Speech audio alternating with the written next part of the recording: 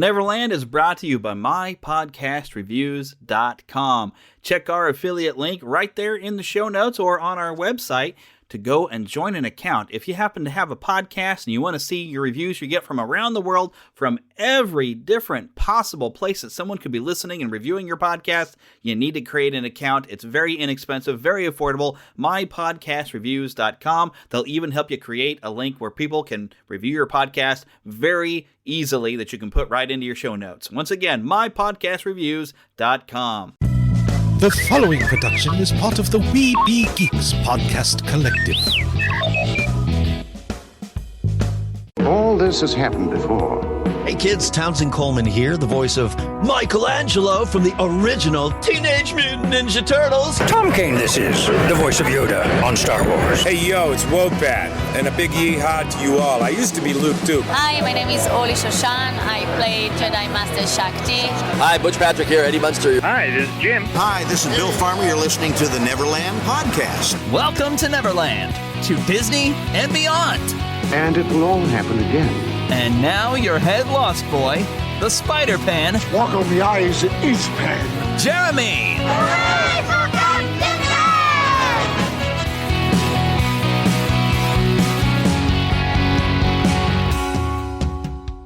Take that pixie out of your pockets, Neverlanders, and sprinkle some pixie dust around. Think that happiest thought, and let's fly away to Neverland.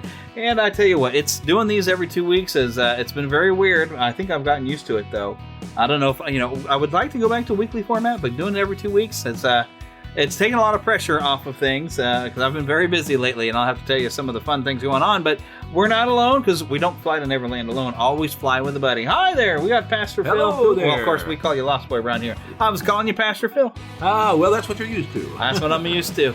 So, we've got a lot of fun things, because I don't know if you heard, there was like this whole thing about some sort of Justice League movie I've heard thing. About yeah, that. some little thing, and there's also exciting news, and also one new show that has launched already on Disney Plus. I'm going to talk about, that's right, The Falcon and the Winter Soldier, which I watched and you haven't seen. I've not got to see it, but I'm looking forward to it. That's keeping me from making sure I don't spoil anything as I talk about my thoughts on the first episode. Well, I'm going to watch it when I get home. Yeah, well, maybe we should have sat and watched it here. I don't know. I don't know if I have that kind of time, though. Really, it's okay. I have been super busy working. I've completed all my video training to start doing some of this wedding videography. Hopefully I'll get started and doing some weddings very soon, because boy, do I need that other money. Maybe Mickey and Minnie will finally tie the knot. Yeah, and I'll get to go film the wedding. That'd be awesome. Great. But here's one of the reasons, and I was even telling Phillip that I was going to have to tell on this right here, because I have a platform. I've been having problems with my 2016 Ford Focus here, and it's been going on for a while. You've been in the car even when it's acted up and some of the stuff going on. Yeah. It pretty much broke down on my way over to church on Sunday, and I had to kind of leave it in the church parking lot. I overheated the transmission because the transmission seemed like it wasn't wanting to shift. It was slow to shift. After towing it to one spot and getting it looked at in one shop, they basically tied it down to, an error code and connected it to, there was an extended warranty that Ford had put out for 2016 and some other years of a Ford Focus, because the transmission is bad. And they told me that it's hard to replace the transmission for these because there's so many people having to replace them that it could be April or May if I needed to replace the entire transmission before we even get it in. This mechanic, he doesn't have his transmission technician anymore, and he called two of the guys he knows that he says are some of the best in the area, and neither one of them would want to take in a 2016 Ford Focus because they know the transmission is bad, and it says, no, we don't even touch those, they're so bad. We can't fix them. You're going to have to go to a dealer. Now, of course, when I go to the dealer, they look at my VIN number, and they're saying, there's no recalls or extra warranties on a transmission for your car. And they said, I'd have to talk to Ford directly, which I'm going to do as soon as they give me the phone number to talk to them. You better believe it. So right now I've had to leave my car with Ford, and I'm still waiting to hear back on how bad the damage is going to be. But most likely my tax refund, even my stimulus, is probably all gone just to repair my car. I'm going to need that extra income. So although I did send to the market manager over where I'm at, because I have been doing these other shows that I don't get paid for. I'm like, I would like to do a version that I do get paid for, but maybe I can get some extra show time, which would get me maybe a couple extra hours maybe to set the show up and put it in. So we're going to see. I need to sit and talk with him, and we'll see. I did send him some samples So I hope he likes them and thinks this is a good idea, because that would be great if he's on board with me. It's be awesome. And I know he listens to the show. So come on, man. We need to talk. Let's go. Let's get going, man. But yeah, I do have some hopes of some exciting things maybe could happen, where I have some time on the weekends to film some weddings and maybe do some extra show and some extra hours, because, radio is where I feel my future is. Sure. As people talk about, I have a full-time job to supplement my writing habit, is what a lot of novelists will say. Sure. Well, I supplement my radio habit because I want to do the radio thing, but I gotta do the wedding video stuff to make sure that I can keep ends meet going. So. I understand that.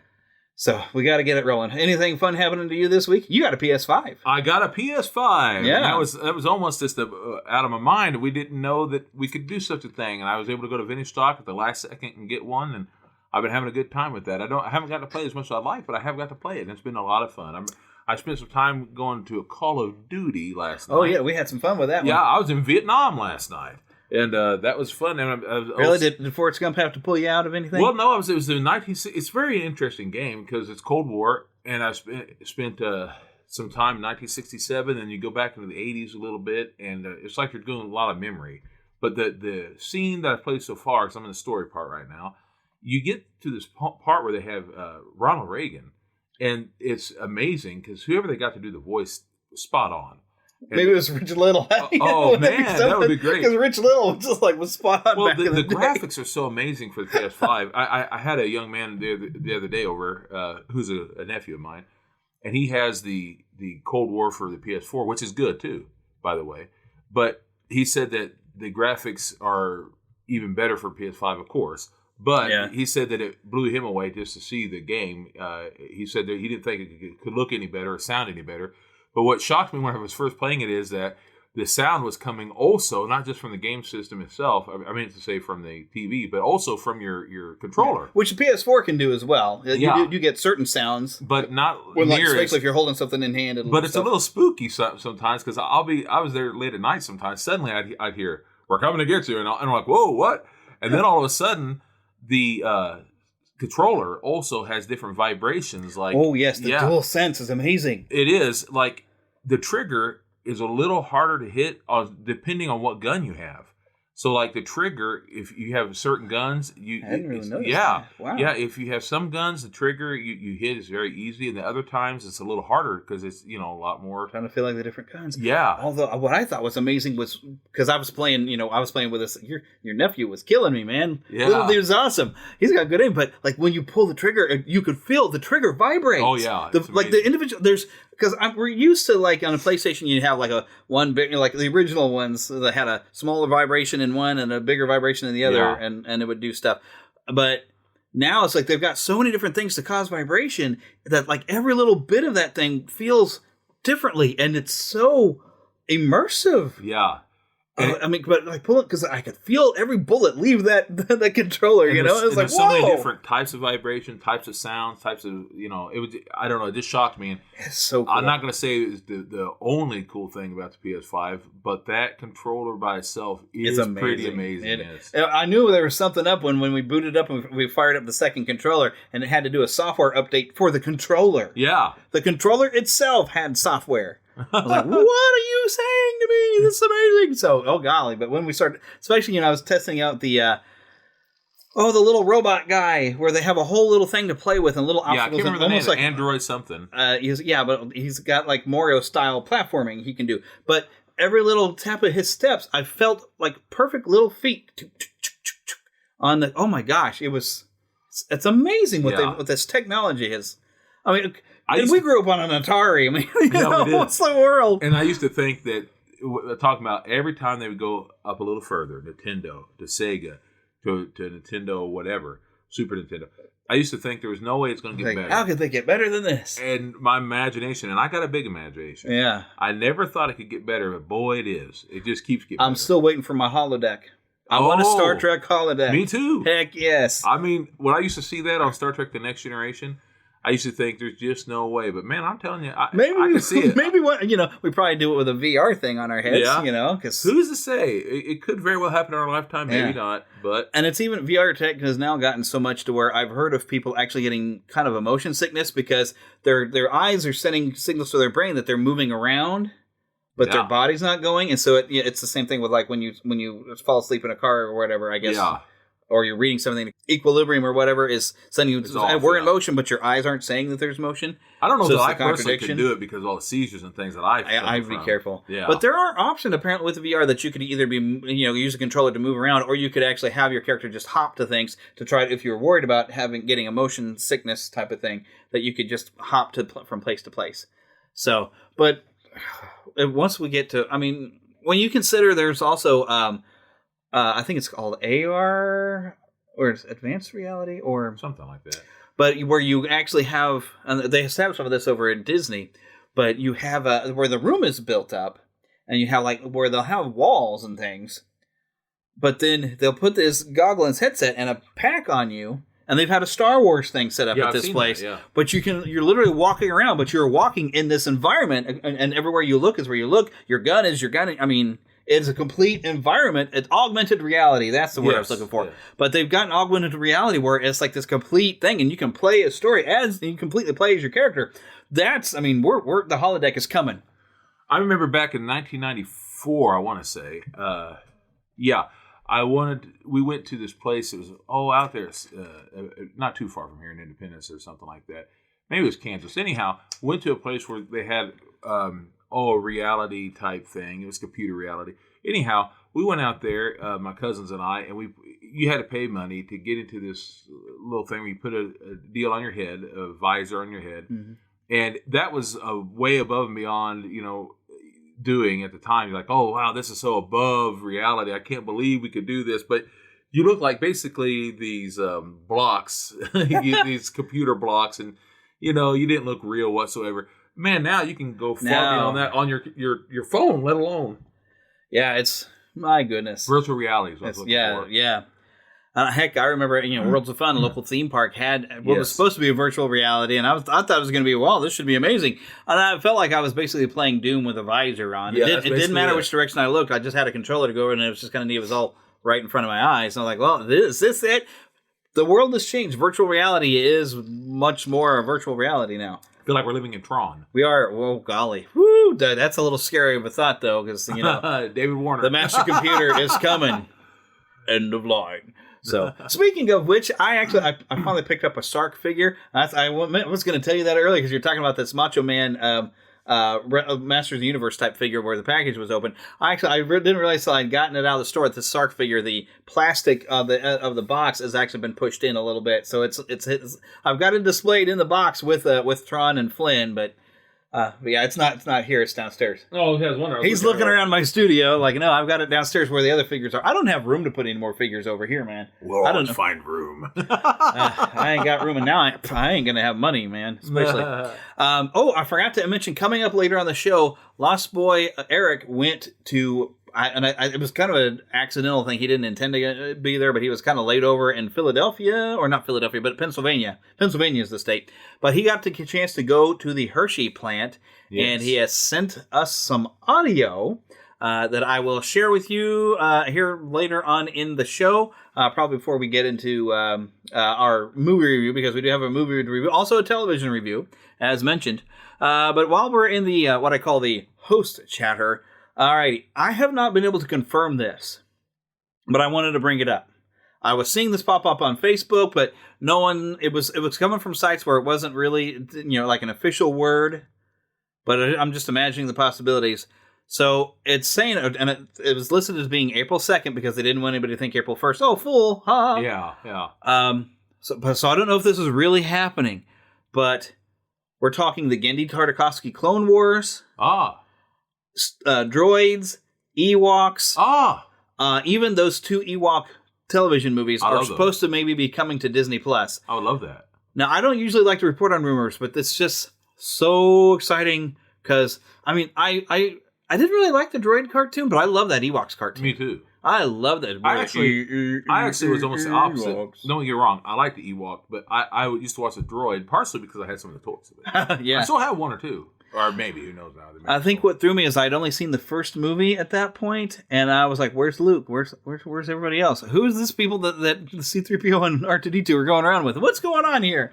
So as far as the movies, Ewok movies, I enjoyed those. I watched them so many times. My grandmother, who was just the greatest lady, she recorded them. Anytime she saw something that us kids were going to like, she would record them.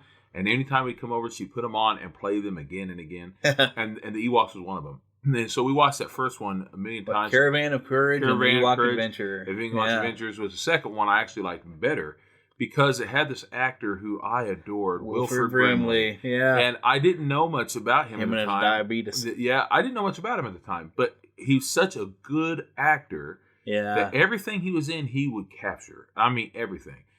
Whether it be a small part Cocoon, or whatever. Well, he's a pretty good size part. Yeah, by then. But what I mean is, it wouldn't have mattered if it was a oatmeal commercial or whatever. He was so good. He was just so good. And we just lost him. I guess has it been 2 months? A couple months, 3 months. Yeah, it hasn't been that long ago. A few months ago. I love him. He was great in Seinfeld. He didn't have a huge role, but he was great in there. He's a post office man. Oh, goodness. Post office master, and he would get in there and he'd threaten Kramer. And he was so hilarious that because Kramer decided he no longer wanted the mail, and he threatened Kramer and made Kramer take it back again. And he goes, "You will take your mail because by gosh, I'm proud of it." And it was great. It was awesome. Well, I can see Newman showing up in that too, though. Oh, he was there. Of course, he'd have to be Newman in there. He was there. You're interfering with a postal worker. He was, and he had Newman had basically done wrong, and so he had a bucket on Newman's head, and it was great. Oh goodness, it was great. You got to watch it. Oh goodness.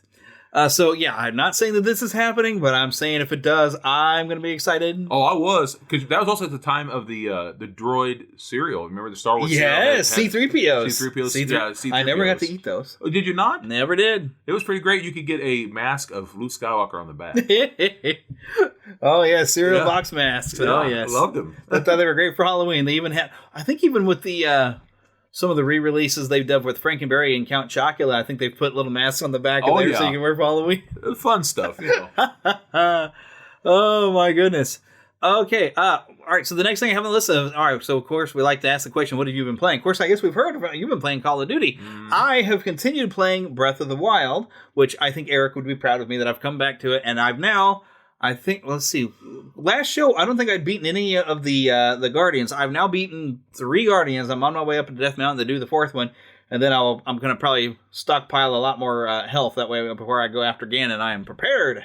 Well, one other thing I have been playing, because it came with the game as well, I was able to choose 2 games. I chose Call of Duty, Cold War, and I chose the Spider-Man game. Miles Morales, which came with a remaster of Spider-Man. And it came with the remaster of Spider-Man.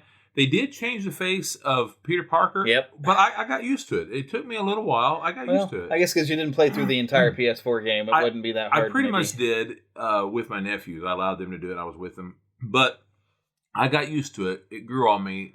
But that being said, I really like this new game. I haven't played a lot of it yet, but boy, it's good. That Miles Morales one was cool. Oh, boy. That's on my list when I get my PS5. I've got to get that one. And, coming up pretty soon is Resident Evil Village, also known as Resident Evil 8, which the 25th anniversary of Resident Evil, actually from the release in Japan, is, I think, it might have been yesterday. Which reminds me of something I want to get going. I downloaded it for free, that's all. One of those games. One of Resident Evils, but I don't know which one. It might have been the demo. Is it Maiden? Something like that. I'm going to have to come over and play that because they're not putting that on PS4 for a demo at all. Well, you can come and take it. I've been wanting to play that one. I'm a Resident Evil junkie, okay? Yes, you are. And in fact, so, all right, the YouTube channel, which some of you are subscribed to, I'm not really obeying the algorithms of YouTube very well to get this channel to grow.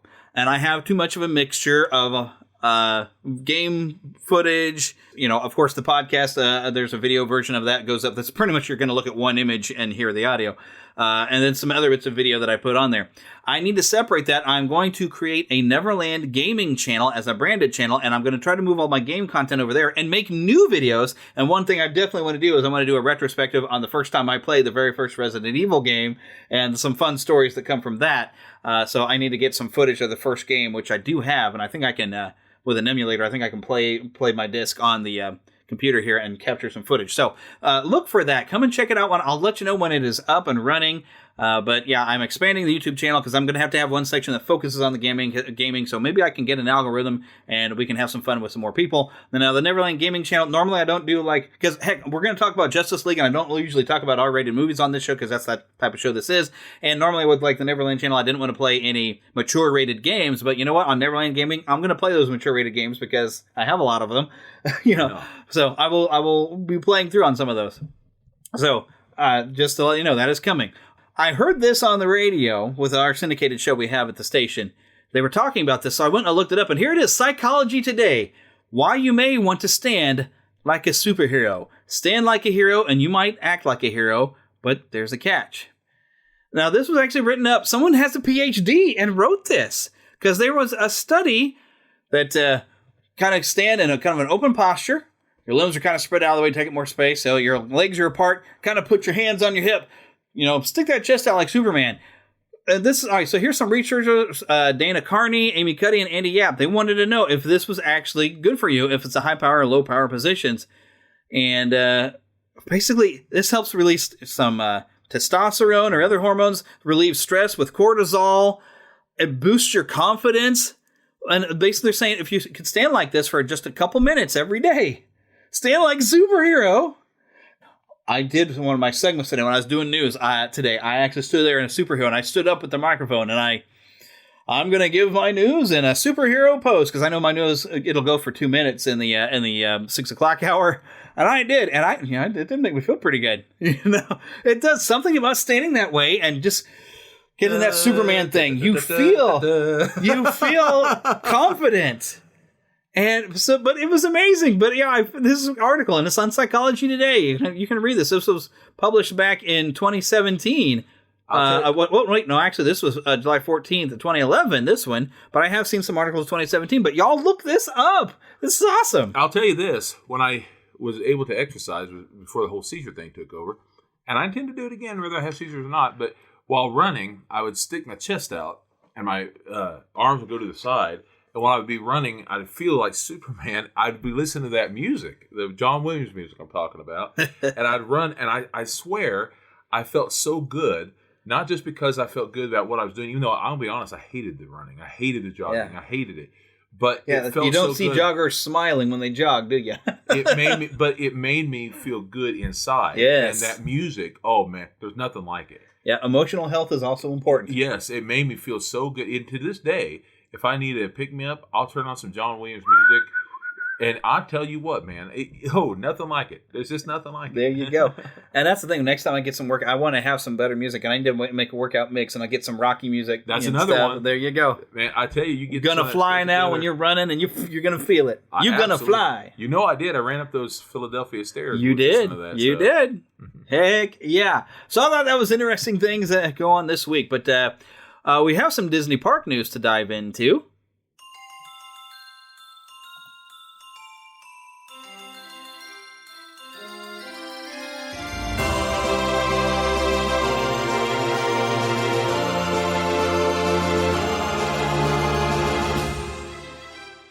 Spanning the Disney and geek universe to bring you the best in comics, toys, movies, and entertainment. This is news from around Neverland. Now this is something that actually just popped out today. Design revealed, this is on the Disney Parks blog, design revealed for first ever Walt Disney World Resort license plate with 100% of proceeds benefiting Make-A-Wish. Now, that's nice. These look to be a Florida plate. Yeah. And, because, states do have, very specific style. In fact, here in Missouri, we're actually having a bicentennial celebration, so I have a bicentennial plate. Oh, that's cool. Which, by the way, the Missouri State Fair is on, and they're going to have a bicentennial celebration. I've never been to the State Fair. I'd kind of like to go. That'd be nice. That's coming up in August. We'll have to see about this. Yeah, that'd be neat.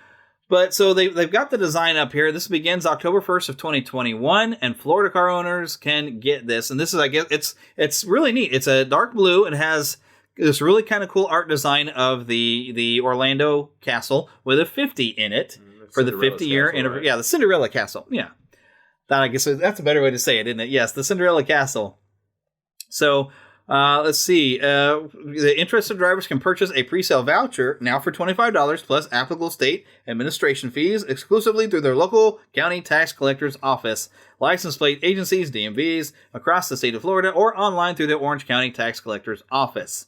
And this, of course, they've had a long relationship with Make-A-Wish and kids getting to have their wishes to come to the parks.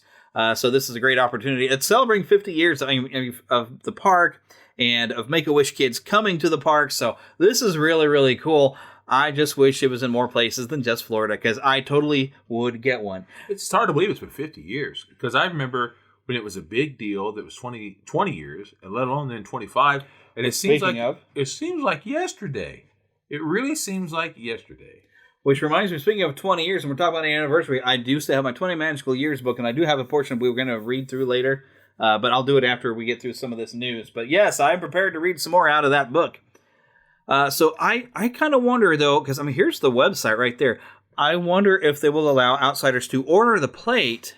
I wouldn't put a license sticker on it, of course, because it's not legal for me to drive. But if I just wanted one to put on the wall, or, as a decoration, I imagine. I wonder. I'm gonna look. I am very curious about that. I think it would be kind of neat. There is some new things going on. Of course, we know about new characters and things coming to the Jungle Cruise. But there's also on the Disney Parks blog, they had the Daily News, and GNUS, GNUS, the Daily News. They had a conversation with Alberta Falls, because they're bringing in more stuff about more characters and trying to make more things for the skippers to joke about. And they have basically, it's like a fake news article. It says, can you tell us a little about you? Certainly. My name is Alberta Falls, and I am the owner, manager, bookkeeper, and head mechanic of the Jungle Navigation Company. You may have heard of our world-famous cruises through the jungle, blah, blah, blah. It's a very long, full article thing. I've got it as an image. You know what? I'm going to save this as a JPEG. I'm going to save. I want to take a look at this thing later. I'm saving it so I can read it later. There we go. But I thought this was kind of neat that they're, with the expanding backstory, they're, with adding new characters in there, they're actually creating some things that, of course, you can find on the Disney Parks blog if you would like to take a read and a gander of that. Now, something else. All right. Of course, April is, and I think Arbor Day is even in April. But April is kind of the Earth month, right? Mm. Well, of course, Disney's Animal Kingdom has got to throw down for Earth Month. And from April 18th to 24th, Disney's Animal Kingdom will host limited-time experiences, including unique Disney character appearances, fun learning opportunities, special merchandise, themed food and beverage, a new Wilderness Explorer activity, and more. And I found this list on the parks blog here. The animation experience at Conservation Station will show how Disney artists bring favorite characters to life by using animals for inspiration. That's cute. Which is, that's really fun. If you've seen any, the old photos when they're working on Bambi and they had a little fawn so they could draw them. And even, I remember a behind the scenes of The Lion King. Yes, where they had Robert Guillaume, because he was Rafiki. He was in there hosting it. I remember I recorded that special. Before I got to see that movie, I watched that special over and over on a VCR tape. My goodness. Yes. But it showed how they were getting lions in there, and the animals got to draw the lions, and they'd have all these different animals, and the animators getting to draw them and as reference. They even had... They had the what's the name of that kind of a monkey that they had for baboon? That was yeah, baboon. That's right. And they even had the kinds of birds and things. They bring them in. Yes. Yeah. So that's a very, very neat. So, but the rest of the description says for Earth Day celebration and the month of April, you can learn how to draw characters including Dumbo, Turk, Squirt, Shere Khan, Simba, and Scar, whose real life counterparts represent amazing stories of conservation work around the globe. They also have a couple of really fun photos of a couple of cupcakes. One's really cute. It's got bees and stuff on it, and little candy bees. And the other's got a sea turtle with gummies that they made. Cute. That is adorable. And it says here, nosh around the park sampling Earth Day eats, including a selection of limited time specialty cupcakes, the Creature Comforts Honeybee Cupcake, the strawberry flavored Flamingo Cupcake, at Flame Tree Barbecue, or the Sea Turtle Graham Cracker Cupcake, plus the Crave the Wave Cocktail at Restaurantsaurus Lounge. Be sure to dig in, as the treats are only available for a limited time. Oh man, especially when you talk about a strawberry cupcake, I'm You're deep into that. It's strawberry, dude. All right, for anyone, if I haven't told this story before, you ought to know this, because my grandmother kind of half-raised me. Yeah. She had a strawberry patch in her backyard, sure and we used to go out all the time and pick strawberries and make them up and make stuff out of strawberries. So I adore strawberries. And the springtime, especially, is when strawberries really start to... And it's spring now. Yeah, it is. It is. Spring is here. Spring is here. April and May is when they really start and come about. Yeah, so it's time for the strawberries. Craving me some shortcake. And it is time. It is time. I'm going to want a strawberry shake when we leave here today. Say nay. Say nay. Say nay. I know I really don't need it, but I want it. We were just talking about that earlier, too, but needs versus wants. Anyway, set out in a series of self-guided nature-themed challenges and earn a special Wilderness Explorer Limited Time Earth Day Nature Badge. Also, it says hunt for an Earth Day 2021 limited edition Tafiti Moana trading pin. You can also support the Disney Conservation Fund by purchasing a cuddly plush inspired by species that call Disney's Animal Kingdom home. Or check out Island Mercantile's eco-friendly water bottles, tumblers, and reusable bags that promote sustainability. I love those rhino pictures you just showed. Yeah, some great rhino pictures here on the Parks blog. There's a little baby rhino. I think didn't they just have a baby rhino there this year? I think that's what it is. Because I think I remember they just this past year in 2020. I think there was a lot of babies. But of course, it's a lot of this is they're talking about. There's they have there it is. Yes, let me read this then. Anytime you visit the park, marvel at unique animals and meet the newest arrivals. Most recently, the park welcomed the birth of Ranger, and you can get a glimpse of the rambunctious 5-month-old white rhino calf and his crash on your journey aboard Kilimanjaro Safaris. So there it is. And plus, keep an eye out for 2 young Maasai giraffe who were born just a few months ago. Oh, I love giraffes. I knew there was a bunch of animal births they had just had. So they're on the safari available to be. Oh man, I want to be able to go. We got koalas here at the Kansas City Zoo again this year. Oh, good. Yes, we got to borrow the koalas. I'm gonna have to go back and see them. They're adorable. Disney Photo Pass service is, of course, going to be having some special in-park Earth Day backgrounds and magic shots. We kind of expect that. And it says beginning April 2nd, you can watch as artisans transform 40 tons of sand into a detailed sculpture celebrating National Geographic's Secrets of the Whales, an original series streaming on Disney Plus on Earth Day. The intricate sculpted masterpiece will be located on the Discovery Island stage until April 30th. Every year on Earth Day, Disney has a new Disney nature film. I haven't heard what it is this year, but I'm sure it'll be on Disney Plus. I know Heather and I went to go see, I guess it was just called Penguins. In the theater, and which you can watch on Disney Plus. Yeah, it is fun and hilarious. It's a great one. I'm not seeing that one yet. I've seen it's adorable. It's narrated by I can't think of the actor's name. No, kidding. That would be funny. No, it's the guy who was on The Office. Hey, Nard Dog. that guy. I can't think of the actor's name, but he narrates it. And he does a good job of it. Great actor. But it basically follows the adventures of this one penguin. Of course, now Disney Nature they make a story out of it. So, you're actually probably seeing footage of about 10 different penguins, but they tell the story as if it's all the same penguin. So there should be something new coming up on Disney Plus. I'll have to look that up and see what it is because they always have a new Disney nature film. But I haven't heard Disney anything. himself, as I'm sure, said this to me. Big in conservation. Yes, he was. Yeah, but he was also the one who started the whole whole documentary. The Living Desert. Yeah. The Living Desert. He's the one who modernized of what a nature documentary used to be. Oh. You'd almost start to know those animals and start loving them. That's the idea. Yeah. That's the idea. You love them. We appreciate them more when we know more about them. Yeah, that's why zoos are important. Yeah, absolutely. Because we get to learn about the animal and we get to appreciate them and then otherwise, we respect them. What you don't know of, you don't respect. Yeah. And back for years when people didn't understand, like they thought, the killer gorilla. And you even still see cartoons where they kill a gorilla.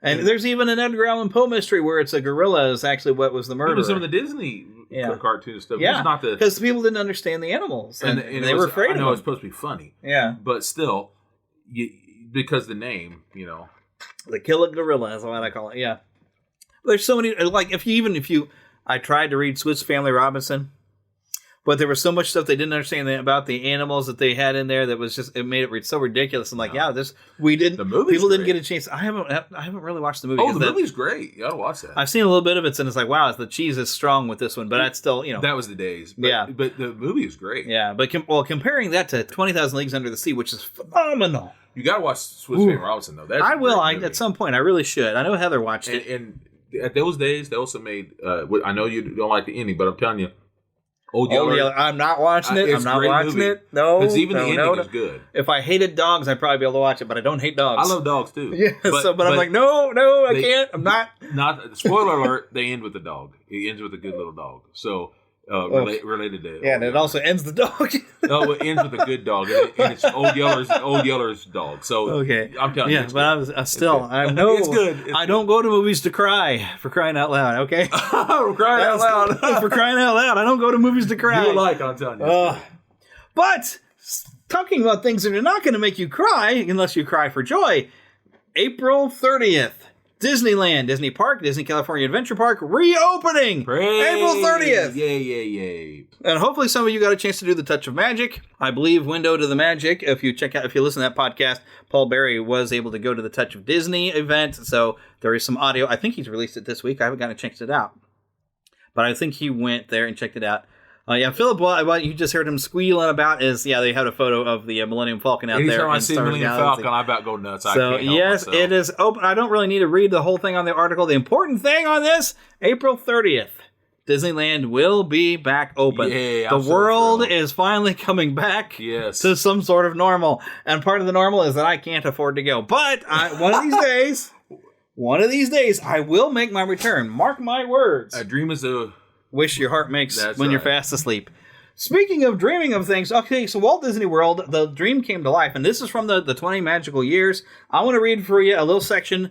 Now, I haven't mentioned this before as primary photographs, but here's a Main Street, USA. It's a short little blurb, and so I'm going to hop over and also read about Fantasyland. Now, those of you who listened to last week's episode, I read a little section, a little introduction. They gave you a little bit of history of Walt Disney World and even some Disneyland history. But I'll read for you now, and I quote, "The first of the Magic Kingdom's 6 themed lands, Main Street, USA, is a nostalgic tour of an enduring symbol of American life, a turn-of-the-century small town. Main Street gives us a tantalizing look at the best of the good old days. It is America between 1890 and 1910, when a burgeoning technology was replacing real horsepower with mechanical horsepower, and the telephone, telegraph, phonograph, radio, and cheap, available hydroelectric power were revolutionizing daily life. The style was curly cues and gingerbread. Every town, no matter how small, had its imposing city hall, usually fronted by a spacious plaza with a bandstand. Step with us into this exciting era of contrast. Welcome to Main Street, USA." I love Main Street, USA. I love being on the real one in Marceline as well. Yeah. I haven't gotten to go to Marceline in too long. Oh, Marceline. I'm hoping everything, can't you be true? Oh, yes. Well, all right, some of you know that Little Richard song, Maybelline, right? Okay, I hope you do. All right, let me read you what it says about Fantasyland. So, reaching gracefully up to Florida's intense blue sky at the end of Main Street is Cinderella Castle, the entrance to the Magic Kingdom's most fanciful realm. This enchanting 180-foot-high landmark is an architectural blend of many European styles, from 13th century French fortress to late Renaissance palace. Since it was inspired by no single structure, Cinderella Castle represents all castles. It is the solid yet dreamlike setting for countless childhood fantasies. In the castle courtyard stands a charming bronze statue of Cinderella, a heroine of the fairy tale that inspired the 1950 Disney animated classic film. And it is. Beyond the castle drawbridge is the land that Walt Disney called a timeless land of entertainment. This is Fantasyland, dedicated to all those children, young and old, old children right here, who believe that dreams really can come true. Here you can fly high with Dumbo, or whirl in a spinning teacup, take a gallop on a mighty white merry-go-round steed, or careen with Mr. Toad, not anymore, down the road to nowhere in particular. Oh, poo. For those that know, Paul Berry taught me that one. You can refuse the poison apple and the outstretched hand of the Wicked Witch. Not really. That's kind of been changed, but it's got a really cool ride in there now. Or duck as Captain Hook fires his cannon. Perhaps not for long. I've heard some talk about, with people finding problems. Well, I guess the pirates get to stay, but the natives might get taken out of there. So here, Disney fantasies are yours to enjoy. That's only some rumor stuff I've heard. I don't know if that is true, by the way. 1963, the people at Pepsi-Cola asked Walt Disney to create a pavilion for the 1964-65 New York World's Fair. It's a Small World was an immediate hit, and since the time, it made its permanent home in Fantasyland. This salute to the children of the world has consistently been one of the Magic Kingdom's favorite entertainments. Dozens of artists, model makers, engineers, musicians, sculptors, and architects, costume designers, lighting experts, and other artisans use their skills to create a unique international voyage. It's a Small World proves that it really is a small world after all. There's a lot more into this chapter, and I think I'm going to pick it up next. Oh, well, maybe not. There's only a couple more sections. Let's finish the section, and then we'll tease the next time will be Adventureland. But there's a couple more sections. Let's keep reading. The inspiration for Fantasyland, of course, was provided by Disney's classic animated films, namely Snow White and the Seven Dwarfs from 1937, Pinocchio in 1940. Although, is the Pinocchio right still at Walt Disney World? I don't think it's there. It is in Disneyland. I don't know about still Disney there. World. Oh, but apparently there's Pinocchio's Village and a snack bar. I don't know if that's still there. So then Dumbo, 1941, there is still a circus in there. Mm-hmm. They got new tents. They got like 2 flying elephant rides now. Adventures of Vic and Top Bot and Mr. Toad. Unfortunately, Mr. Toad's Wild Ride is gone. Oh, by the way. It's in Disneyland, though, still. It is in Disneyland, but it is Walt Disney World. Yeah. They have you seen the Funkos out in stores? I think you told me you saw I saw them for Mickey and Matterhorn. I found the Mr. Toad. So guess what I have now? Yay. Also, they had some Haunted Mansion ones, and so I had to get those at some point too. But I found the Mr. Toad, and I love it because his eyes are all got the mania of driving. Of course. I would love to find some of those other ones. Those would be great. They need to make a Hulkamania with that little spin. Hulkamania with that'd be great. Oh, but nobody would get the joke but us. Cinderella for the castle, and of course Cinderella's Golden Carousel. Do they still call it that? Because I think it's Sword in the Stone themed now. I think. Because I remember they had the Sword in the Stone out in front that you can pull on it, and I was not able to pull the swords. I'm not the king. I'm not the king, I just sing, yeah. That's an audio Adrenaline song for anyone who knows. All right, but he also got King Stephen's Banquet Hall Restaurant, inspired from Sleeping Beauty. Sword in the Stone, because you have Merlin's Magic Shop. A lot of this, I don't know if it's still there. The Aristocats had a gift shop. I don't know if that's still there. And the Black Cauldron, they had Gurgies, Munchies, and Crunchies snack bar. I think that is still there. I don't know if they do or not, but I remember I think there still is. I remember the sign itself was great. Yeah. The sign, I love seeing Gurgi. He's about the only thing that they allowed to have around. I didn't see it, but I feel like I've heard somebody say that it's still there. So I hope it is. If it's not there, somebody let me know. Munchies and Crunchies. Munchies and Crunchies. Which the book is better, by the way. Although the style of that movie is really amazing. Yeah, Don Bluth. Yeah. I think it might have been one of the last things he worked on. I think it was. Just about the last thing. Before he went off on his own. And he did American Tail. Yeah, did American Tail. I really no, Secret of Nim, I think he did first. He did do that. And there's something even before Secret of Nim. I remember I was reading a thing on Don Bluth. There was something else he worked on. But I can't think of it. But Secret of Nim is very, very dark and stuff. But oh yes, and it matches the tone of the Black Cauldron. No offense to Don Bluth, but his movies always put me to sleep. I don't know what it is about the tone of it. They're very well animated, very well drawn, but sometimes the stories aren't as good as what Disney came up with. He's a great guy. He's a great animator. Yeah. And I mean, Dragon's Lair, man. Yeah, outstanding. Still wishing that movies can happen. He keeps trying. Space Ace, yes. Yeah, I liked it. When he started making arcade games, and they were amazing. Yeah, I loved it. So, anyways, I got one last section here. One outstanding live-action film also inspires an attraction of Fantasyland. Not anymore. 20,000 Leagues Under the Sea. Sea monster-like submarines chart an eerie voyage in Volcania. Pardon me.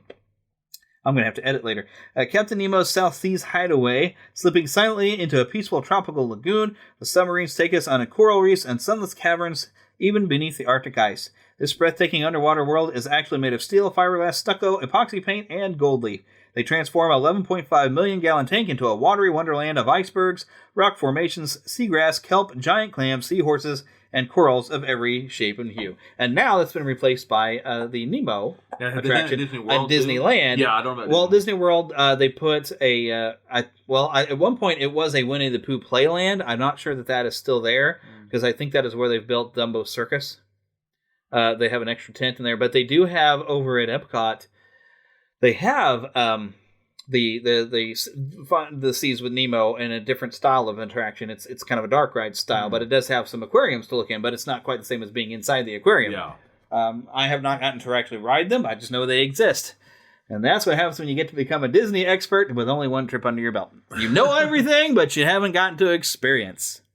But speaking of experience things, let's go take a journey with Lost Boy Eric in Hershey, Pennsylvania, as he takes a dark ride through the Hershey's factory. Let's take a ride at a Disney park. Let's take a ride right now. Oh, oh. Hey everyone, welcome aboard the Hershey's Chocolate Factory Tour. For your safety, please remain seated with your hands and feet inside the vehicle at all times. We're on our way to the Hershey Chocolate Factory. Your guide will meet you at the entrance. See you inside.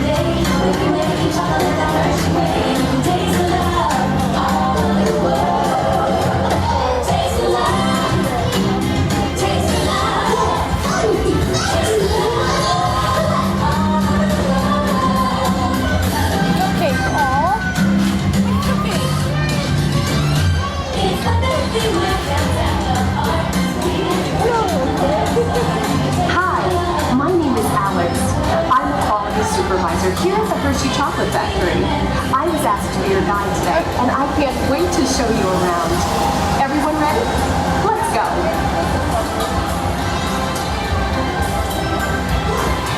It all starts with cocoa beans, which are harvested and shipped to us from tropical regions around the world.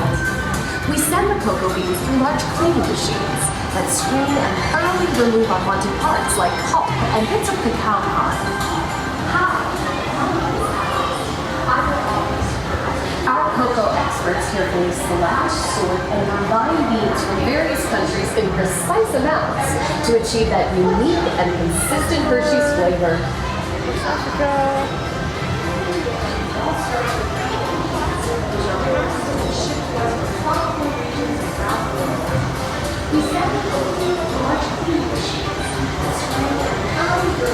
We pour the blended cocoa beans into large revolving roasters, which get extremely hot.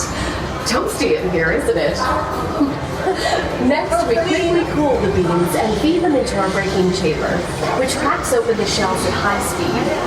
Inside each shell are tiny pieces called cocoa nibs. Hey, a good friend of mine is waiting up ahead to tell us more. Hey everyone!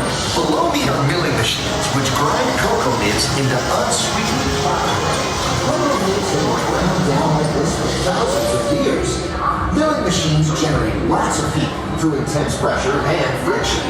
The grinding turns cocoa nibs into the smooth, dark liquid used to make milk and dark chocolate.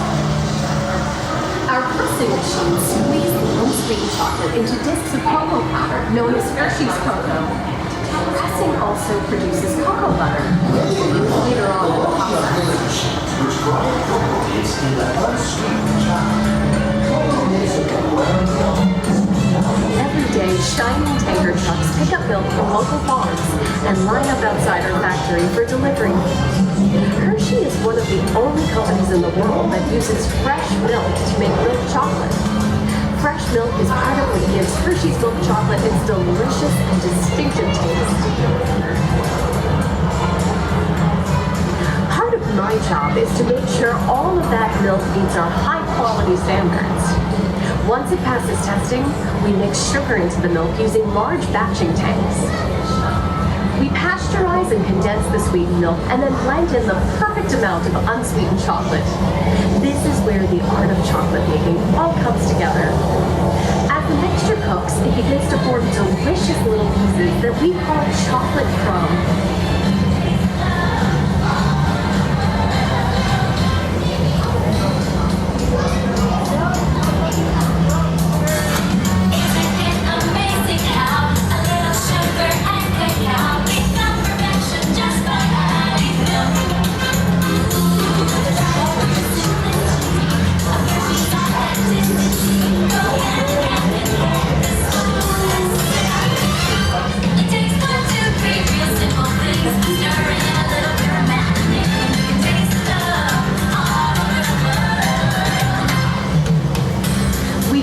Chocolate crumb into a coarse powder.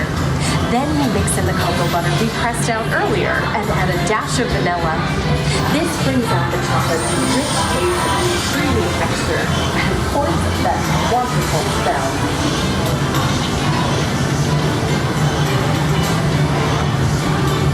We feed the chocolate crumb through steel rollers that grind and refine the chocolate until it reaches a smooth, uniform consistency. Here's our friend Chip to explain the next step in the process.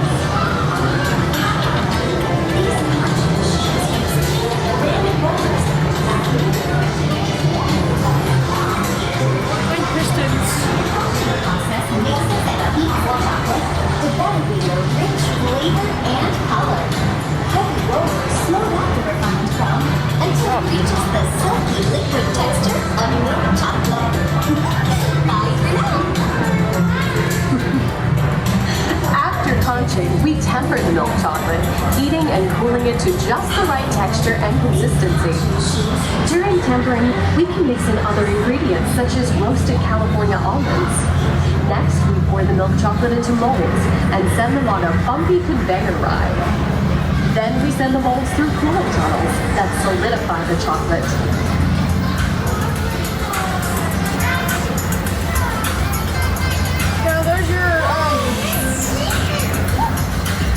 All of that fresh, delicious Hershey's chocolate goodness is finally ready to be packaged. Special dark ones. Hey, don't forget about Reese's peanut butter cups. My personal favorite. Everyone has a favorite. Mine are Hershey's Kisses chocolate. Cheers, chocolate syrup.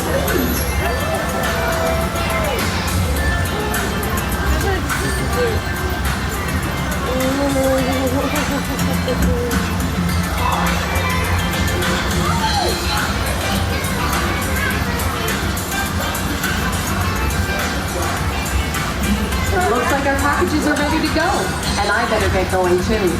It's been a privilege being your guide today. Remember that wherever you go, you're never far from a piece of Hershey's happiness. So be sure to share that goodness with the ones you love. Thank you, everyone. Bye.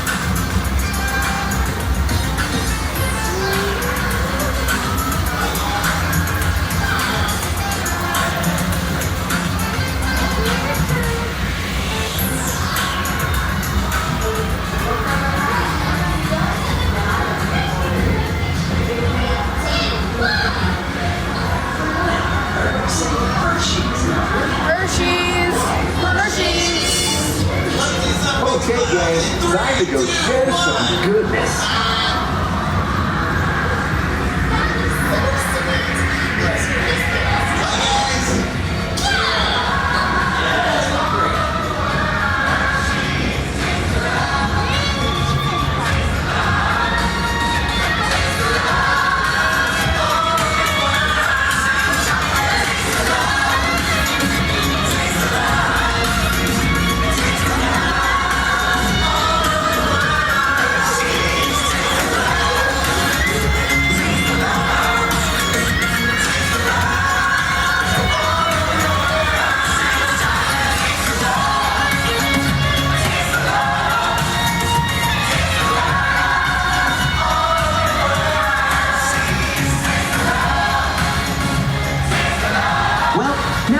The hard work, pride, and joy that goes into making every piece of Hershey's goodness.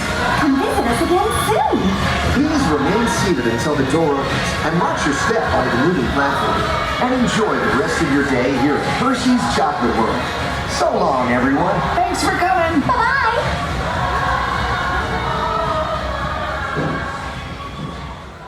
Hello out there in TV land. Now here's something we hope you'll really like. A Neverland podcast television review.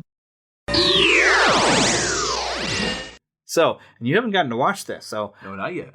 So I'm going to keep that in mind as I talk about this thing, because I don't want to spoil any story stuff. But let me just say, the first major action sequence, I mean, it is fantastic to have a Marvel Studios Hollywood-level budget for... Because, I mean, you know, CW has done fairly well with superhero-type shows. Yeah, they've done pretty good. But they're limited on the budget. Yeah, so only so much they can do. This is what John Hammond would say, spared no expense. There's a fantastic scene of Falcon sent on a secret mission at the beginning of this. The other great thing that they got in this situation with the DC ones, they're not connected to the movies.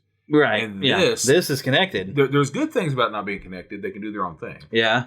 The bad thing is it gets real cornball and silly. And in this case, I'm not saying they don't ever do that with these, but the good thing is that they are connected so that they can, because that you already have your audience fully invested. Yeah. They're fully invested. They had everybody already invested in the CW series, and a lot of people were disappointed that they didn't bring that over into some of the Well, films. That's how I felt about it. I can understand that, yeah. I felt about Grant that, Gustin too. maybe would have been a better Flash than Ezra Miller. I agree with that 100%. We'll talk about that later. In a second, yeah. Yeah. But as I was saying, so like there's this great opening sequence, and I love they really have established the good old Sam Wilson, the Falcon, the burden of being given Cap's shield. Well, especially a guy of that, talking about the captain. You got a guy who's done so. It's supposed to not just been around for a couple movies. He's supposed to have been around. You think about it. He was gone for a while through World War II. Went through. He disappeared. He come back, and people know him. But the shield is a symbol. That means so much. But you think he takes it with him, but he doesn't use it. That I found that to be very interesting, and that seems to be a good storyline that's going to be going. One of the things that's great is with this opening sequence, and this I got to tell you about this because it's all right. It's kind of a covert operation. and he's trying to prevent some Libyans going in who take some hostage and stole a U.S. Some sort of bomber plane. It looks like, I don't know exactly. There, I knew you would get it. It was so Back to the Future. I was totally hearing Doc Brown going, the Libyans. So yes, that's why I had to tell you about the first thing, because of the Libyans, the Falcon versus the Libyans, and it was so much fun. And Anthony Mackie, I love him as the Falcon. He is so good. I really like. There's one point that it's just so funny. He's doing a great job. So I mean, I really like this opening scene, but it is nice to get we're diving into their personal lives. So we see Anthony Mackie and his sister, and trying to save his parents' home and business. I won't say what it is, but then also we dive over and we get to see the Bucky, or James McKinnon Barnes. He's trying to get away from being the Winter Soldier, and and that's good. Part of his pardon, you get to see he's got to meet with a psychologist and to kind of talk through stuff, and he's got certain conditions of him being fully pardoned because they know he wasn't responsible for what he did as the Winter Soldier. They did the best they could do with, I think it was Captain America 2 that they dealt with the Winter Soldier, wasn't it? Yeah, it was his second movie. Was they only did so much as much as they could do because they had him as a villain. But I'm going to tell you, in the comic book. He was a villain for a long time, and and it was huge. I mean, I was reading the comic book of that, and I only got to read one or two of the. I'm not going to say the comic books. I'm going to say the novels of how they do. They put them all together, make what they call the novels of that graphic novels, and they were huge, and they went on and on and on, and they were really, really good. But you got to understand that character. And there's only so much they can do with the movie. Yeah, you can't do a bunch of decades of comic history. These things where they bring them straight to the TV like they're doing here with the Disney Plus and all, somehow, because they did this with the Witch one too. The WandaVision. Yeah. Because you go with them through these journeys on every episode, you get to know the characters better. Yeah. And I like and that's what's happening with this series. Yes. It's great that way. So we got to dive into Falcon. We also got to see imagine what it would be like when you are an assassin and you're only beginning to get your memories back of all the people you've murdered. That'd be terrible, yeah. And that's where he's going through. And I don't want to spoil this for you or anybody else, but there was such a touch. Oh, I could have cried. Where you see that he's befriended this one person, and he's had, you see Bucky, he's had a nightmare remembering this person he's murdered, and it is connected to this other person that he's befriending. And I don't want to get into the detail of it, but oh my goodness. Well, it really, it'll hit you right in the I can tell you this, it's probably going to make me bawl. And, you might. And, for anyone who knows, and I'm not trying to get too deep into this, but I have had 7 brain surgeries. And I had 2 years ago at this time, I was just coming home from 3 brain surgeries in 1 month. And I was out of my mind for a couple of days. You're out of your mind all the time. Oh, yeah, you jerk. No, but I was out of my mind for a couple of days. You keep setting them up, I'll keep thinking them. There was a time where I didn't quite know what was going on for those couple of days. And when people messing with your head like that. Oh, golly. And not to mention other things that was going on. But when you're coming out of that, it's terrifying. You had a piece of glitter on your head. It's gone now, by the way. It's terrifying to not know exactly what's real and what's not, and what is a dream and what is not a dream. And so I can really relate with having your mind messed with and being dug in there and people messing around with it.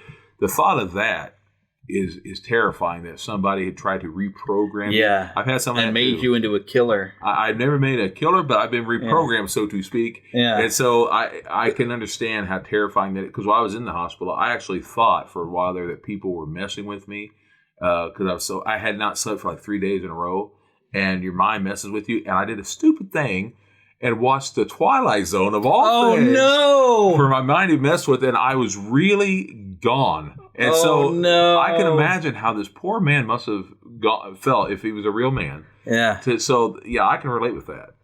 But so there's a nice deep dive into that. Also, I won't tell you the fate of the Shield, and I don't, I guess that there's a new Captain America that pops out at the end.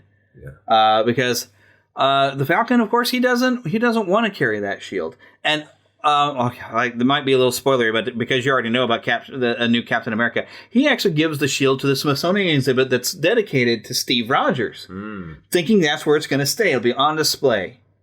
And then here comes the Minister of Defense at the end of it. Sorry if I'm spoiling anything. He comes out and says, we know that America needs a symbol. We need a hero. So let me introduce you to the new Captain America. And here comes this guy. By the way, this actor is Kurt Russell's son. I found that out. That's awesome. I saw a picture. But he comes out with the shield as a new Captain America. Huh. I don't think it's going to last long because I've already seen footage where Falcon will have that shield. Well, Kurt Russell's son looks very similar to Kurt Russell at times. He also, people kind of notice he looks a lot like Carl from Up.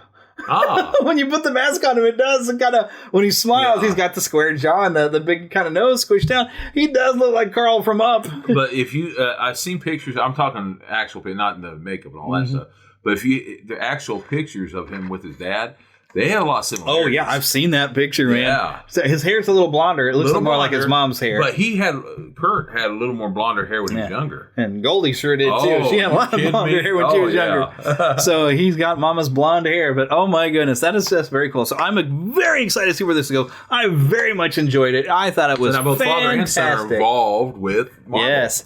And I can't wait for next Friday for the next episode. And they're just firing all cylinders. When this series is done, we have the Loki series coming this summer. I'm looking forward to that. I love Loki. My goodness, what a time to be a Marvel fan. I am so happy. Oh, my inner geek is screaming in passion of joy. Hooray! So, yes, loving it, loving it, loving it. So, but now to move on to other bits of reviews, we have a movie to review. There'll be spectacle, there'll be fantasy, there'll be daring do and stuff like you would never see. Hey, a movie! Yeah, we're gonna be a movie! Starring everybody and me. Boy, I wish I were you people seeing this for the first time. Kermit, I got a great picture of the chicken! Oh,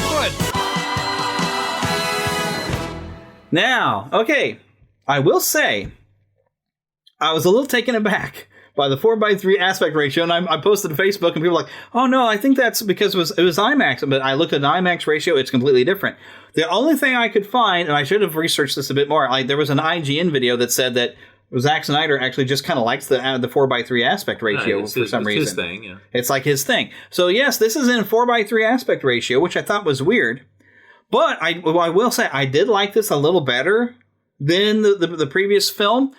But it is funny that it's chopped into 6 parts because I felt like this would have made a better series, miniseries. Yeah, I think that you could have broke it into those chunks, and I would have been perfectly fine with that. Yeah. And we were just saying this before. It felt like Zack Snyder was trying to be Peter Jackson, like he thought he was making Lord of the Rings out of this because he's trying to do some epic scale things, which kind of worked. But he's also putting in as much slow-mo in there as he could possibly fit, and I was getting really tired of it. That we were. It's like. And it's like right after I watched Justice League, I thought, I noticed the Matrix trilogy is on HBO Max. Yeah, and I watched The Matrix, which did use some slow-mo, but they used it at a time that really did help tell the story. And I felt like this one, he used it like he was trying to create emotion, but really it's like he's creating music videos. Yeah. Like this, and I know there's some people really enjoyed this, but and that's great. We get to meet Irish West, but anyone who's not a comic fan or not watching anything in The Flash is not going to realize this is Irish West because it doesn't go anywhere. But we drew out into 10 minutes this moment where Barry goes and is saving Iris from a car crash, which she's not wearing her seatbelt. Make sure you wear your seatbelt, folks. Absolutely. And here she is flying through the air. Does she have the look on her face of somebody who's flying to their death? Your face, your emotion and brain reaction is going to react to the fact that you're flying through the air out of your car. She didn't look like she's screaming for her life. She looks like very content. Just happy because they wanted to have this moment of him moving super fast, but getting able to just pause and stare at her. Yeah. And just so we can have a music video moment where and this kind of thing kind of kept happening. And I got kind of annoyed with it because frankly, this could have been maybe a 2-hour, maybe 2.5 hour movie if it wasn't being slowed down every 5 minutes. When there wasn't dialogue, it was going in slow-mo. In fact, even when there was dialogue, there was slow-mo because there's even the moment where the Flash is running. And I like the way it's handled in the television show. When he's running, you might see his arms and legs are just blurred, and he can be talking at normal speed, but his arms and legs are going. They actually had a stupid moment where he's moving, his body's moving slow-mo because he's supposed to be using the Speed Force. And he's talking normal, but his body is barely moving because he's inside the Speed Force and is barely moving and running. But he's talking at normal speed because he's talking to Cyborg. And Yeah, there were several times like that where I thought that it wasn't making much sense. It wasn't. To tell you the truth, I wasn't a fan of the film because, and I'm sorry if I'm hurting anyone's feelings. I don't mean to do that, but I'm glad for the people who are what I call Zackanites, who are Zack Snyder fans. And that's not an insult either, by the way. I'm not a Zack Snyder fan. And I'm talking about his movies, not the person. I got nothing against the person whatsoever. I'm sure he's a nice guy. I say that about everybody, by the way. But that being said... the point? The point is that with Zack Snyder, he's really good at some of the stuff he does. That being said, this film, he did make the first film. The first film he did all the way until the very end. Yeah, then he had some family problems. He had family problems, or Warner Brothers. Josh Whedon took over. Some people say that, and then they also said later on that the company didn't like where he was going with it, or whatever it was. I don't know what the situation was. I don't need to know. That they decided to not have him finish it, and he didn't. And they had Joss Whedon take over, and he did. And the things that Joss Whedon did that I did like, I'm not saying it was great. Danny Elfman's score for one. The Danny Elfman's music I love. Of course, especially because he hinted at the Batman music a little bit. And Superman a little bit. Yeah. But the truth is I like that Danny Elfman's music was emotionally right for it, and they used a lot of the Wonder Woman music that fit for it. Yeah. And in this one, I hated the music because even when they did use the Wonder Woman music, it didn't fit very well. Yeah. And then they added the new Amazonian chanting. Which sound like Tarzan. Weird. Yeah. But that being said, that's just my personal opinion. Yeah, so that's personal opinion. But all that being said, they also, even in the scenes that were somewhat slowed down in the other version at times, they slowed it down twice as long. Yeah, to where it was barely moving. And it was worse than anything in Lord of the Rings. Because Lord of the Rings you would utilize some slow-mo. And some people were bothered by it got to be a bit much in Return of the King. And it was a bit, maybe in the Return of the King, a little overdone. This had more slow-mo effects than the entire Lord of the Rings trilogy combined. I'm not even saying it was a bad movie. I'm just saying I still liked it. Yeah. And I even liked the other one. I just didn't love it. Yeah. I will say, as far as the positives... The positive was... there's plenty of positives to list, too. I can't think of the villain's name right now. Steppenwolf was so much better, and having Darkseid in, that was an improvement. He looked a lot better, too. I kept thinking he was going to actually do something, he didn't. But I like seeing Darkseid in all of his side villains that you see. Yes, with the Granny, what's his name? What's her name? And I forgot. I like that, and I liked a lot of the other side characters. And then the other guy you kind of see back there with Darkseid, which I only know them because of the Superman animated series, which, by the way, is on HBO Max now. Did you notice? Yes, it's all. Of course you noticed. I own it, of course, but still, that's not the point. I own it, the donut. Okay, that's a song. That being said, I was really glad that they did a lot of good things, but... Yeah, there was a lot of good. Despite all the things I criticized about it, there was a lot of good. But the thing I thought was funny that the Zackanites online were saying was stuff like, he made it so much better because you got to know this much and this much. That. It's like, but that did help. We got a lot more, the time to spend with each character, so we got more familiar with the characters, so we actually cared about them. That was the improvement. That's what made it better. I thought it was funny that they kept saying that so and so didn't do that. They said about Joss Whedon. I said, but the problem was that you should not have to have twice as long as a movie in order to know those characters. They should have given those characters a movie themselves. Yeah, that's what they did. Which I guess kind of was the idea when I watched some behind-the-scenes stuff. This was supposed to be centered around Cyborg. Yeah. And we did. We got a lot more of Cyborg's story. That was good. And which is great because I do love that character because of the Teen Titans cartoon. Mm-hmm. But one thing that I was missing in the original cut, we got one good booyah by the end of it from Cyborg. And I love that. Gone. They put it in this one. Gone. At the very end, he says booyah. Not in the Snyder Cut. Yeah, I saw it. At the very end, he said booyah. At the very, very end, he said booyah. Okay, because I thought it would happen sooner. And one thing that was also cut that I did kind of like was where the Flash was not confident because he'd never been in a fight. Says, I just push things. Yeah. They took that scene out where he's talking to Batman about that. But yeah, they should have because you do see the moment where the first thing he does, he just goes up and super speed pushes something. And he pushes Wonder Woman's sword to her, like in the original one. It's like... That makes a lot more sense when you have the conversation. It's like, I've never fought anybody, but I push things. Yeah. I miss those things. Honestly, I kind of like... If I could take my favorite parts of the original and favorite parts of this, even though it's... blended together a little bit. I liked seeing Batman... I apologize. I like seeing Superman's black costume, But there was really no point of it. Yeah, I wanted to see the red and blue back. Yeah, because in the original, there was just no point in it. I mean, it was neat to see, and it would have been cool if he'd have come out of the grave. That's what I was thinking. That's what I was thinking. Because that way it would have been more of a throwback too when he did return and he had the black suit when he came out of the Fortress of Solitude. Also, there's something when he came up from the grave in the original that I loved. It was whenever Batman and Superman fought in the whatever it's called, Dark Knight. Or whatever. Batman versus Superman. You mean? Yeah, Batman says, "Do you bleed?" to Superman in the original cut, and I'm not sure who. Oh yeah, Superman. I think he says, "Do you bleed?" to Batman. Yeah, and that was cool because it was. And they cut that out. I guess it was a little dark for Superman though. But he was. But he was not in his right mind at the moment. And I thought that was so. I have to say, between the two.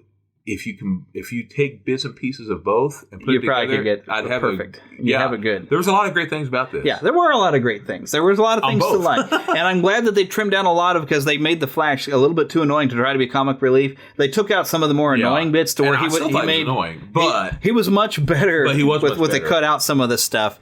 I still don't like the Flash costume because it looks like it's being held together with chicken wire. Which I think was supposed to be on purpose. To look like because he's making it himself. And you got that in the But you would think maybe at some point Bruce would make him a costume. I think in the original plan was by the time they made a second one, the Flash movie, then he was going to. Yeah. But they didn't get a chance to do that for the film. Yeah.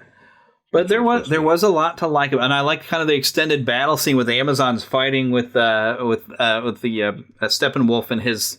Oh, they had a name for him. The parademons, parademons.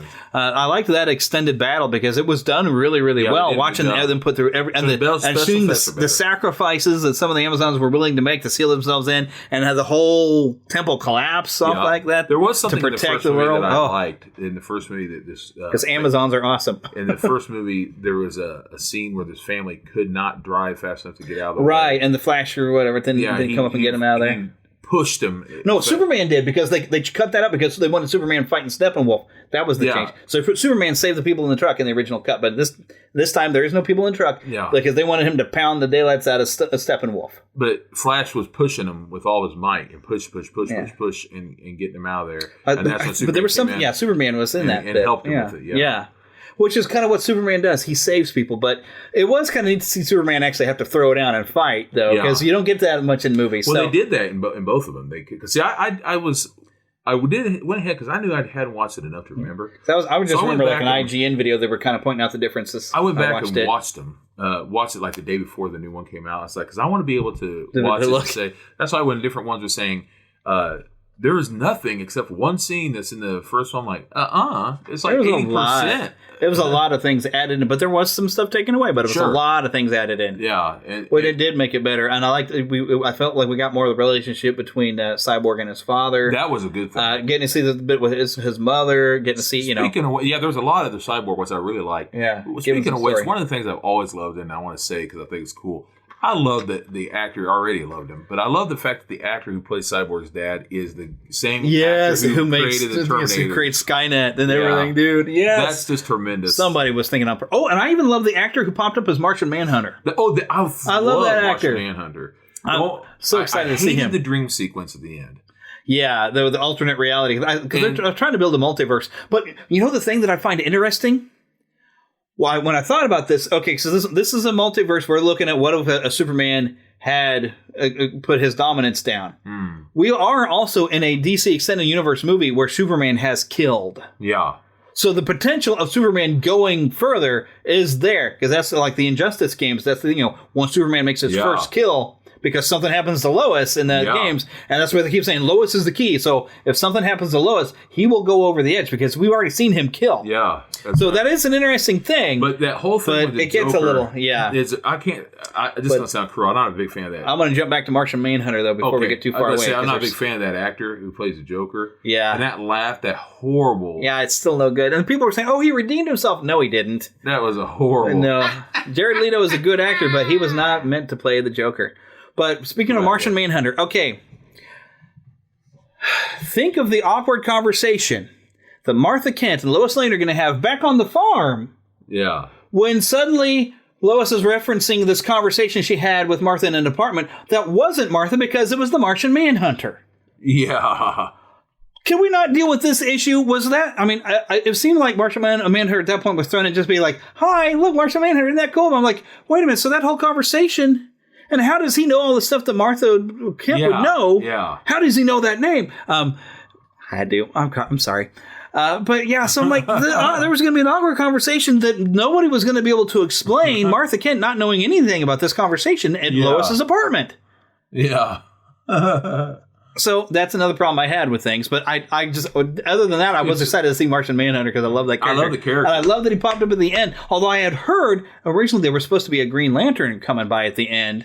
I don't know if that's true. I've heard about that instead of Martian Manhunter. Why can't we have both? Yeah. And the only other fear I have, you can call it a fear if you want, as I said before, not a Zack Snyder fan movie-wise, and I always feared that, and I'm assuming that this is his way of trying to get back in and make bridges to get back in and finish his films. Sorry, fans.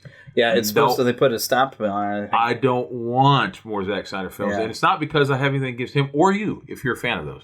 It's just that I like the thought of giving someone else a chance because I thought they gave him too many reins into the thing. It was like, because he wasn't a fan of Superman. He wasn't a fan, he said this himself. He wasn't a fan of Superman. He wasn't a fan of all that stuff. He wanted to do his own thing, which is great if you're going to do that, except not if you're going to ruin it for the fans. We learned from the Sam Raimi Spider-Man movies, when you get somebody who's a big fan of the characters, they will make superior movies of that character. Right. Because they love the character. And they're going to be true to it. And that's also why Venom didn't work so much in Spider-Man 3, because Sam Raimi did not love Venom. He did it because want to put him in there. He didn't want to do it, but the fans really wanted to see Venom. And that's why he ended up ruining, because he didn't have any love for that character, which is unfortunate. And in truth, just my opinion, I think they should have waited for Venom for another film. Yeah, they could have started building it, but then they could have done Venom with their own movie. Yeah, that would have been better. And quite honestly, but yeah, we're jumping past where my point was to keep us. Yeah, I don't want to trace that rabbit, but I'm just making the point that you have to have somebody who loves the character if you're planning on them making a really good movie about those characters. Yeah. So I think next time around, find some people who really love these characters and let them make it. Really true to it. And I've been seeing where people are like, oh, the whole thing with Iris, I loved it because it's going to build to the Flash movie that's coming. I don't think that Flash movie is coming anymore. Yeah, there's talks, but who knows? Because really, they're slowly kind of winding down. They kind of felt like they weren't making the money. They weren't doing what they were supposed to do. They did do well, at least with Wonder Woman, and Shazam was amazing. And they are, going to go in there. And Aquaman was, I didn't realize a lot of people really hated Aquaman too. I don't know why. I liked it. Yeah. I don't know. I need to watch that one again. I haven't seen it since we watched. We saw, what would they call that theater where it spreads across the walls? It was so cool. Yeah, IMAX type of thing. Yeah, it was basically like IMAX. But their biggest successes was that first Wonder Woman and Shazam, which was phenomenal. Of course, Wonder Woman 1984 was like, well, that wasn't bad, but it wasn't good either. Yeah, the thing's better. That's pretty much what we said, yeah. And I worry about the Shazam sequel, that somebody might mess that up. And we also are looking forward to a Black Adam with The Rock. But I don't know that Flash movie is on schedule anymore because they kind of wanted to shut down a lot of what they built and try again, which is why you're getting a new Robert Pattinson Batman, and we're not getting a Ben Affleck Batman anymore. We're getting Robert Pattinson, and I'll withhold judgment when I actually watch it, I guess. But what I see of it, I'm like, I don't know. But we'll see when it comes out. It might be amazing, and because Christian Bale, I had a few doubts on because I wasn't familiar with him. Yeah, and I was like, I don't know, this guy doesn't have that Batmanish look, but he made a pretty good Batman. Although I get tired of this. Yeah, you stand against injustice. You have to take a breath to say 3 words every time. And I was like, I miss Michael Keaton. Yeah, he's still my favorite. Michael Keaton is. Well, first live action. Well, I still love Adam West, though, too. Me too. Because Adam West was just fun. But yeah, Michael Keaton was the man. Kevin Conroy was better, but he's not a live action Batman. Well, he kind of is. Yeah, didn't he get to be in the CW series? That was fun. I didn't see that. That was fun. That was a lot of fun. Because Kevin Conroy is still the best Batman actor. Yeah. Not known for necessarily live action, but still Kevin Conroy and Mark Hamill. Yeah. Although, I still really love Cesar Romero as the Joker. I can't help it. He was so much fun. So, all right, but that's what we have on that. Oh, and one thing I did kind of point out, I thought was interesting. It was kind of a drug out scene, but I did kind of appreciate what they were trying to do. Is we had that scene where one of the girls in the village grabs Aquaman's sweater and kind of sniffs it, which I think they pointed out the guy who does the pitch meeting joke satires It's like, wouldn't that smell like fish? But what was interesting about that is the difference between the DC and the Marvel characters is the DC heroes are revered almost godlike. Yeah, well, they are, yeah. And then in which when they first crossed over at one point, the DC heroes would get into the Marvel universe and like, what in the world? Because the Marvel heroes, some were just flat out hated. Yeah. Spider-Man doesn't get respected. The X-Men are mutants, and so they're hated. So it's a completely different world. And Superman judges everybody in the Marvel universe saying, like, you guys are not doing a very good job because you should be being revered as gods around here. One thing I do say... But having that scene... I want to finish my point before I let you go. Having that scene showed the reverence that they end up having for these characters, and which I really wish I could have seen more of Superman being revered by more than just Lois Lane. Yeah, because that's all they did. That is one thing I like about Batman vs. Superman is getting to see like the Alex Ross paintings come to life, where he's the people reaching out to Superman for help to save me off my flooding building. But I liked to have that moment because it shows how they revere them. But the thing is, Aquaman hadn't. Well, I guess in the village he has, but he hadn't built himself up to everybody else. But I guess nobody knew about his amazing ability to just happen to be in the Gotham Harbor when Steppenwolf blows a hole in your tunnel. He just happened to be there. So nobody knew he had that talent yet. So I guess he'd have been more revered if they knew. There was a scene that was put back in that I thought was good.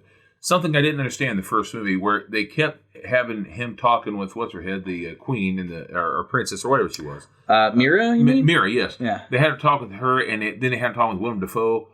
Yeah, I like having that back. And finally, he got that before he got his real armor in the Aquaman movie. Because remember, Aquaman movie came out a year later. Yeah. So I like the fact that he was, because I didn't understand the original movie. He was like, I had nothing to do with it. Suddenly he shows up and he has armor and he's fighting, and I didn't understand that. Well, in this, you get to see where he gets his armor, his green and gold looking stuff, and he has that Triton.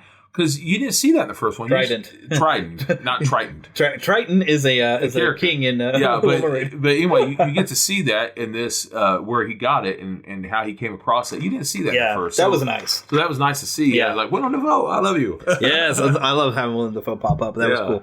So, and then I noticed they took out. I kind of like the way he was in the original, where they had that almost surferish mentality in the original. They cut all that out to make Aquaman a lot more grim, and he wasn't as much fun. That's true. You took all of the Jason Momoa's charm out of him. That's true too. Because he's got all kinds of charm, and they just sucked it right out. So I didn't appreciate that. I mean, because Aquaman is an awesome character. Yeah, he is. But Gal Gadot is still awesome as Wonder Woman. Always. And, I love watching Wonder Woman kick some butt, man. That whole extended scene they did, although it's like. I love this was pointed out in the pitch meeting. She's trying to save this building and these hostages from the bomb. So what does she do? Blows up the place to get rid of the guy. She blew up the place he was going to bomb anyway. Yeah. Not so great there, Wonder Woman. It was a really awesome scene watching her grab that bomb and showing how fast she really is when she's going and saving the kids with the bullets, and then within like 5 seconds she gets that bomb and takes it in the air. That was pretty awesome. I was cheering, but then I was like, when she came down and dealt with the guy by, she's fast enough. When he's reloading, and all you gotta do is come take the gun away, bop him in the face. Yeah. That's it. It was overkill to do the whole symbol clash thing that she does with her wristbands and blowing the side of the building up. The guy won, basically. Thanks, congratulations, you achieved what he was trying to do, except he didn't get to kill anybody. If you want to see how much music can change a scene, watch the original scene, talking about the original cut, and then watch that, and the music changes so much. Even though they still use the Wonder Woman theme a little bit, watch the different scenes, and the first one, the dun dun dun dun dun dun, dun real quick, and that one's got the and it's so different, like Tarzan boy. Yeah, okay, I'm referencing 90s music. Come on, y'all. But it does. I'm telling you, there's such a difference between the fastness of the films. It's amazing, ridiculously amazing. Actually. All right, but we really should wrap this up. So. But that was our thoughts on it. Not saying that I didn't like the movie, but there's plenty to criticize. This was not. I saw too many people that loved it, but I also saw some people that hated it. And I was like, well, I don't agree with the people that hate it. I don't agree with you that just love it. I'm right in that middle where it's like, you know what? This was better than the original cut, and I did like it. I broke it up. I watched it in half-hour chunks throughout the day, because I had other things I wanted to do, and I didn't want to have it 4 hours. And I felt better watching it as I think it would have been a great miniseries. Yeah. But those are our thoughts, and we'll see you next time. Hey, thanks for listening to this week's episode of Neverland to Disney and Beyond. And of course, I want to remind you to keep a pixie in your pocket. What do I mean by that? Well, that is that young at heart positive thoughts that you're going to keep in your pocket and share it with other people. Pull out that pixie dust and share it. Make sure, of course, that you check our show notes right there in whatever app you're listening to. There's a way to find the show notes. Now, I don't know what app you're listening to, so I can't tell you the specifics, but go and check it out. Also, visit our website, neverlandpodcast.com. Make sure that you leave us a nice review on whatever you're listening to, be it Apple or Google or Stitcher or just about anywhere. Leave us a nice review, and we appreciate that. And also make sure you share the show with others, because we like to bring other people into our community. And of course, make sure you visit our Patreon page, patreon.com/neverlandpodcast. We appreciate all of your help to keeping the magic alive here in Neverland. And of course, if you're looking for a bit more fun, go search for us on YouTube, Neverland to Disney and Beyond. Until next week, like I said, keep a pixie in your pocket. When everyone is on the same page, getting things done at work is easy. No matter what you do or what industry you're in, how you communicate is key. Everything you type is equally important to collaboration, and Grammarly can help. Think of it as your AI writing partner, empowering you to communicate effectively and efficiently so you can make a bigger impact in the workplace. 96% of Grammarly users say it helps them craft more impactful writing. And as the gold standard of responsible AI, Grammarly is your secure AI writing partner that allows your team to make their point and move faster. By understanding your writing and context, Grammarly provides relevant, personalized suggestions. And with tone suggestions, you can navigate even the most difficult work conversations. You can also save time, from spending hours editing drafts to just seconds with one click. Sign up and download Grammarly for free at grammarly.com/podcast. That's GRAMMARLY.com/podcast. Easier said, done.